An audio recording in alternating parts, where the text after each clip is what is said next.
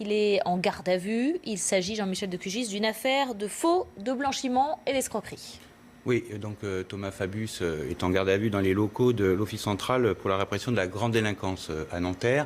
Son appartement ce matin a été perquisitionné. Alors comme vous l'avez dit, il est en garde à vue dans le cadre d'une affaire de faux, d'escroquerie et blanchiment qui a été ouverte en 2013 par le parquet de Paris. Ce sont les magistrats René Cros et Roger Leloir qui s'interrogent sur des flux financiers qui apparaissent sur les comptes bancaires de Thomas Fabius et notamment l'achat d'un appartement pour 7 millions d'euros, mais aussi des gains importants dans les casinos de l'ordre de 11 millions d'euros dans les casinos londoniens. Donc les enquêteurs s'interrogent sur le fait que ce gain d'argent ne serait pas une dissimulation bien de flux provenant de flux douteux.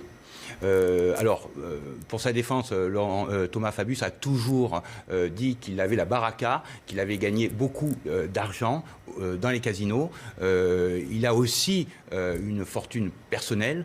Donc maintenant, il faudra attendre, il faut être évidemment très prudent. Les enquêteurs font des vérifications. Évidemment, la garde à vue va se prolonger. Maintenant, est-ce qu'il sera déféré ou simplement remis en liberté? Il faut attendre et rester prudent sur ça.